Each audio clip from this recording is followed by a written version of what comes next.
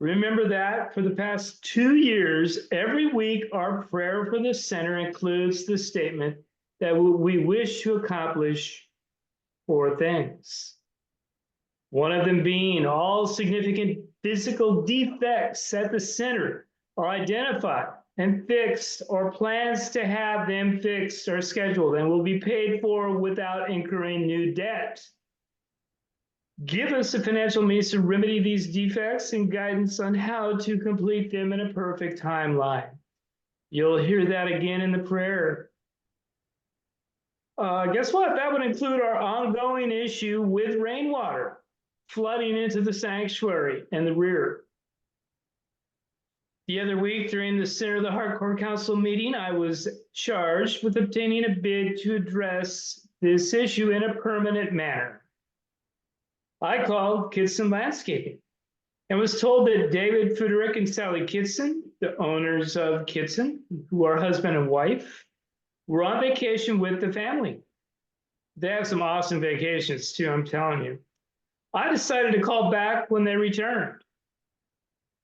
I've worked with them and their family in investment real estate for many years.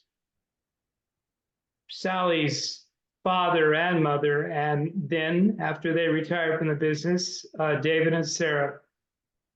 I called when they had returned and spoke with their supervisor, Mark, who said that David had asked him to tell me they were no longer working on drainage projects and that I should call Cecilio Landscaping.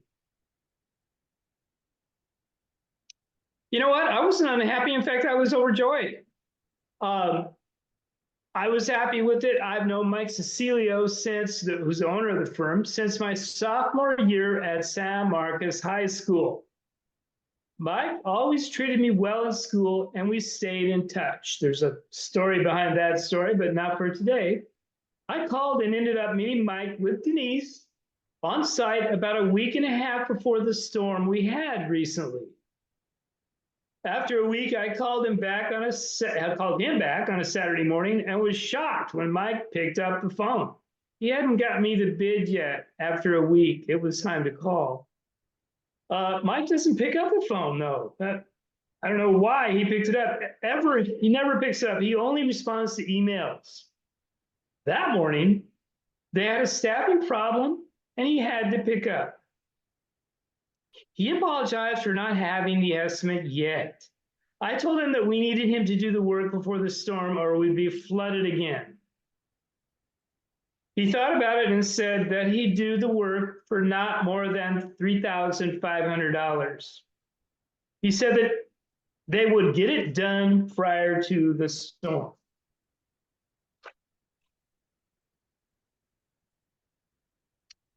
Uh-oh, now came the hard part.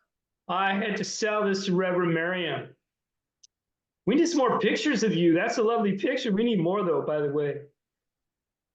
We are not flesh, so this was a major expense. She asked me about Mike, and I let her know that I'd known him since high school and that he was a religious man sharing the same faith as me. I told her that I trusted his word. She said that was enough and authorized the work. Better than I thought, huh? His crew began working later in the afternoon on Thursday, most of the day on Friday, and finished with an installation that was functional, if not totally complete, on Saturday morning. It wasn't complete, but it would have to work as the storm was beginning. And what a storm it was. It ran from Saturday, right when they finished, started to rain, through Monday, actually through Tuesday. Emergency responders made 100 rescues on Monday alone. 17 inches of rain fell on San Marcos Pass. Certainly less than that down in, Midtown Santa Barbara and Goleta, but it was a very strong storm. Oh, look at this. Roxy, get a load of this. I checked on the system several times, including on Monday at the height of the storm. It was working great. Oh, listen to that.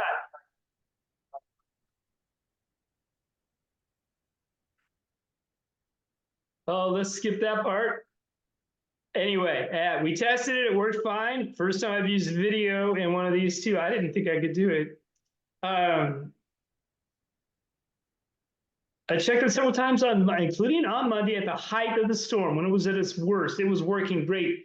That you just saw, the sump pump was pumping the water out as needed. It doesn't turn on until it fills up with water. Monday, it was going probably twice the speed of that water you saw coming out full time, just blasting it out. Anyway, the center had flooded with storms with far less in intensity, so it was a real test.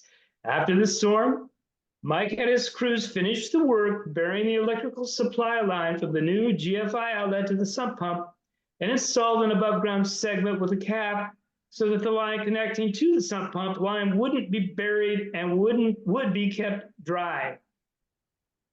After some coaxing, he installed a better cover to the GFI outlet to keep it watertight. The original cover didn't quite fit. But we weren't done yet. I had a meeting for 13 to 18 people in the Santa Barbara Tarot Circle in the sanctuary that coming Saturday. And we were having service on Sunday. The sanctuary was beginning to smell like mildew. It had not been cleaned since drying out. The person who Denise was counting on had said he couldn't do it until the following Monday. He later called back and said that his truck blew up and he couldn't do it even then. Not looking good. Denise said she tried to get someone else. I didn't like the sound of that, and I had a sinking feeling. This was on Thursday. I talked with my wife, Terry, about a person who had done some carpet cleaning for us in Isla Vista in the past, Jesus of Steamvac. She said he was trustworthy and dependable. I remember the work he did. He did a great job. I called him immediately, and he didn't pick up. I called again in about 10 minutes, and he picked up. Jesus asked me to meet him at the site in about 10 minutes, and he would give me a bid. He said that he had done work at the center in the past, in the children's care section. And we talked about Michelle, who I also know from real estate, who was in the Santa Barbara Tarot Circle. We met, and after reviewing the scope of the work, he said that he could do it for $180. I hedged, I'm a salesman, remember, and asked him if he could omit the use of Febreze. He said that he thought I was saying that we couldn't afford $180. I said yes, the price was an issue. He said that he could do it for $150, and it would be done by Monday. My heart sank. Oh my gosh, not going to work. I told him that I had a meeting that Saturday, and then we had a service on Sunday. I asked him if he could do it that day and stop talking. I let him think. Yeah, I let him think. That's when you shut up and wait for the first person to talk, by the way. I let him think. After a minute, he said that by chance his truck was close by on a job and that he could have his crew there in the next 30 minutes. It finished within an hour. I agreed and paid him in cash. He did a fantastic job, and after EJ and I moved the furniture back on Friday, I was set for my meeting. We were set for our church meeting. Oh, we're not done. It all worked out. All of it worked out fine. I even checked that pump yesterday. I filled it up with water just to be sure because it's going to rain again here in a few days. So think about it. How did I reach the owner of Cecilia Landscaping in person days before a major storm? He doesn't answer the phone ever, really. And I have him to agree to do the work with a cap and be done before the storm. It's not like I was the only one asking him for emergency work that day. And how was I able to get someone to clean the carpet within an hour at the last possible time it could be done at a good price? We got some much needed assistance from God in response to our oft-repeated requests for such divine assistance. That's why I keep it up. That's why we all keep it up. God continues to supply us with affirmative responses to our prayers.